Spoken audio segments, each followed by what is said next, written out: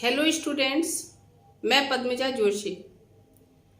BEd first year के exam की तैयारी के क्रम में आज हम लोग थर्ड पेपर का फर्स्ट लेसन वैदिक काल के बारे में पढ़ेंगे और ज़्यादातर इन 4 पॉइंट पे हम लोग अध्ययन करेंगे। वो है वैदिक काल में शिक्षा। पाठ का नाम है वैदिक काल में शिक्षा। इसमें हम लोग पढ़ेंगे वैदिक काल की अवधारणा और वैदिक शिक्षा प्रणाली के मुख्य अभिलक्षण। ओके, इसके बाद शिक्षा की रचना एवं संगठन और चौथा है शिक्षा के उद्देश्य एवं आदर्श। ओके, तो अब हम इसका अध्ययन करते हैं। वैदिक काल में शिक्षा।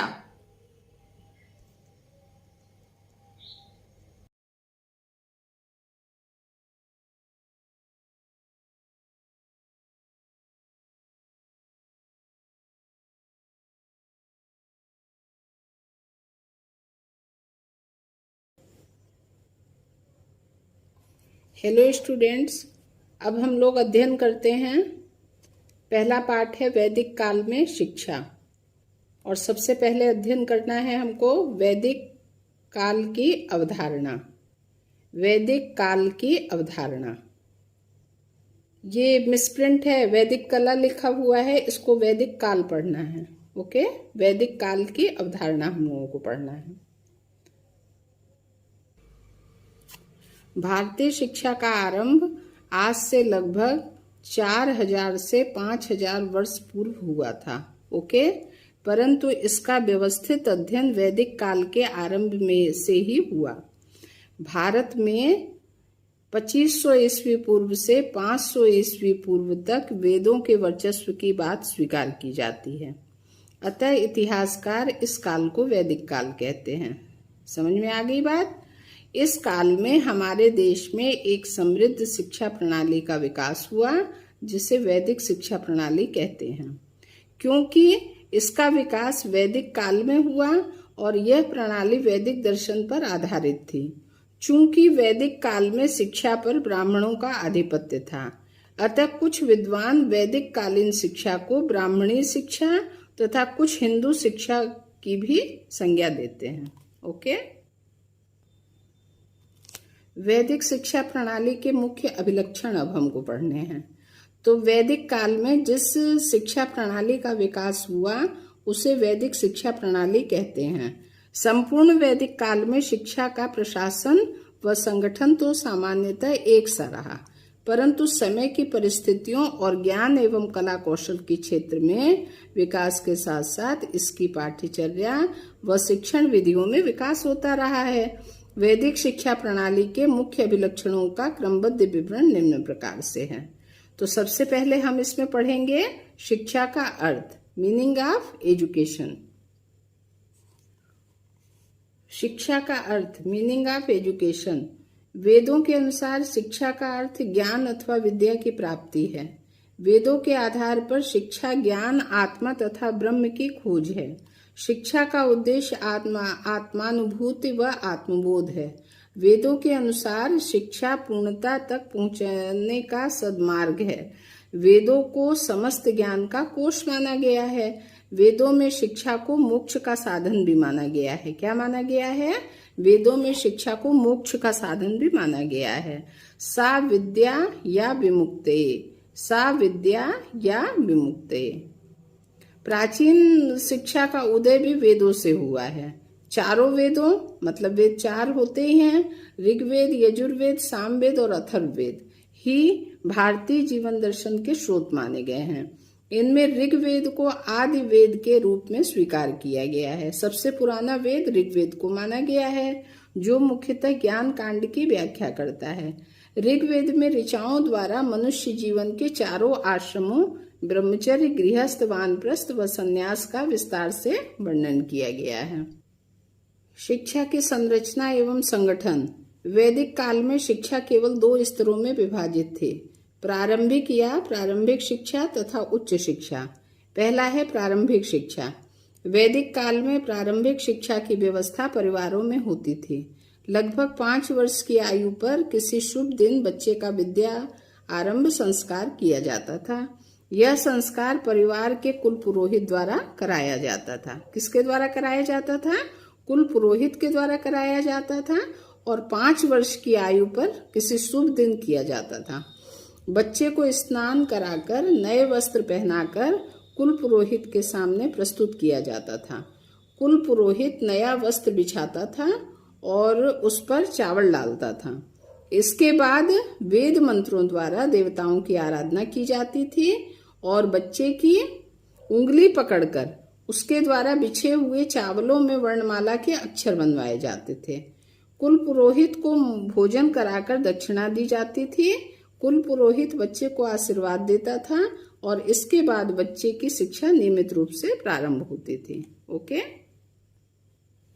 अब दूसरा देखिए, उच्च शिक्षा, हायर एजुकेशन। उत्तर वैदिक काल में सामाजिक प्रगति के साथ साथ शिक्षा के विषयों की संख्या बढ़ने से उनके लिए पृथक शिक्षा संस्थानों की आवश्यकता अनुभव की जाने लगी तथा इस हेतु विशिष्ट विद्यालयों की स्थापना की गई। इस काल में गुरुकुल प्रणाली भी अधिक प्रचलित थी। शिक्षण का कार्य गुरुकुल, ऋषि आश्रम, परिषद आदि द्वारा संपन्न कराया जाता था। ये गुरुकुल नगरी के कोलाहल से दूर स्थापित किए जाते थे। गुरु को आध्यात्मिक पिता माना जाता था। इस प्रकार की शिक्षा का रूप हमें गुरुकुल कांगड़ी, हरिद्वार तथा विश्व भारती जैसे अंतरराष्ट्रीय शिक्षा केंद्रों में आज भी देखने को मिलता है। उच्च शिक्षा में प्रवेश की आयु भी वर्ण के अनुसार निर्धारित थी। 8 वर्ष की आयु में ब्राह्मण बच्चों का, 10 वर्ष की आयु में क्षत्रिय बच्चों का और 12 वर्ष की आयु में वैश्य बच्चों का प्रवेश गुरुकुल में होता था। ये वहां का नियम था तथा प्रवेश के समय बच्चों का उपनयन संस्कार भी होता था। ओके, शिक्षा के उद्देश्य एवं आदर्श। डॉक्टर अल्तेकर के शब्दों में ईश्वर भक्ति तथा धार्मिकता की भावना, चरित्र निर्माण, व्यक्तित्व का विकास, नागरिक एवं सामाजिक कर्तव्यों का पालन, सामाजिक कुशलता की उन्नति और राष्ट्रीय संस्कृति का संरक्षण एवं प्रसार प्राचीन भारत में शिक्षा के मुख्य उद्देश्य एवं आदर्श थे। परंतु आज जब हम उस काल की शिक्षा के स्वरूप को गहराई से देखते समझते हैं तो स्पष्ट होता है कि उस काल में शिक्षा का प्रमुख उद्देश्य ज्ञान का विकास था। अब पहला है ज्ञान एवं संस्कृति पर बल।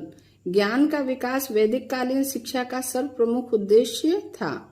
तब ज्ञान को मनुष्य का तीसरा नेत्र भी माना जाता था। ज्ञानम मनुजस्य तृतीय नेत्रम, और यह माना जाता था कि यह ज्ञान रूपी तीसरा नेत्र ही हमें दृश्य व सूक्ष्म दोनों जगत का ज्ञान कराता है। ओके, अब दूसरा देखिए, चित्त वृत्तियों का निरोध। वैदिक काल में शरीर की अपेक्षा आत्मा को बहुत अधिक महत्व दिया जाता था, क्योंकि शरीर नश्वर है जबकि आत्मा अनश्वर है। अतः विद्यार्थियों की चित्त वृत्तियों का निरोध करने हेतु योग पर विशेष बल दिया जाता था तथा उन्हें विभिन्न प्रकार के अभ्यासों द्वारा अपने चित्त वृत्तियों के निरोध हेतु प्रशिक्षित किया जाता था। अतः इस काल में शिक्षा का उद्देश्य मन से उन सब वृत्तियों का निषेध था जिसके कारण वह इस भौतिक संसार में उलझ जाता था। तीसरा है स्वास्थ्य संरक्षण एवं संवर्धन। वैदिक कालीन ऋषि और गुरु मानव जीवन के अंतिम उद्देश्य मोक्ष प्राप्ति हेतु स्वस्थ शरीर व निर्मल मन की आवश्यकता पर बल देते थे। अब चौथा है पावन व पवित्र भावना का विकास। वैदिक काल में शिक्षा मानव को उसके आत्मिक विकास की ओर ले जाती थी। मानव का जीवन बहुत सरल, स्वाभाविक, शुद्ध तथा पवित्र था। सत्य या ब्रह्म अथवा मोक्ष की प्राप्ति जीवन का लक्ष्य था। अतः मनुष्य की ईश्वर में पूर्ण आस्था थी। समाज भी धर्म प्रधान था तथा धर्म ही ईश्वर की प्राप्ति का साधन था। इसलिए विद्यालय का वातावरण पूर्णतया धार्मिक भावनाओं पर आधारित था। पांचवा है चरित्र निर्माण। वैदिक कालीन शिक्षा का उद्देश्य छात्रों का चरित्र निर्माण करना था। चरित्र का निर्माण वैदिक आदर्शों के अनुरूप किया जाता था। ब्रह्मचर्य का पालन, सात्विक भोजन, सदाचार व उच्च विचार आदि का पालन करके इस उद्देश्य की प्राप्ति की जाती थी। अब छठा है व्यक्तित्व का विकास। इस काल में छात्रों के सर्वांगीण विकास पर सर्वाधिक बल दिए जाने के कारण उनमें आत्मिक विकास, अपने को जानना, आत्मसम्मान तथा आत्मानुभूति आदि गुणों का विकास किया जाता था। इसके लिए छात्रों को पूर्ण स्वतंत्रता प्रदान की जाती थी ताकि वे अपने विवेक का प्रयोग कर स्वयं को पहचान सकें। ओके। सातवां है नागरिक व सामाजिक कर्तव्यों का पालन। वैदिक काल में छात्रों में आदर्श नागरिक बनने की व आत्म केंद्रित जीवन की भावना का विकास किया जाता था। ब्रह्मचर्य आश्रम के पश्चात गृहस्थ पालन के कर्तव्यों का ज्ञान दिया जाता था। ओके। अब आठवां देखिए, सामाजिक कुशलता की उन्नति।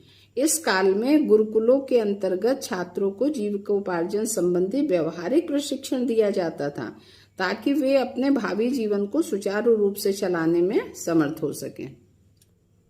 अब नौवां है राष्ट्रीय संस्कृति का संरक्षण व प्रसार करना।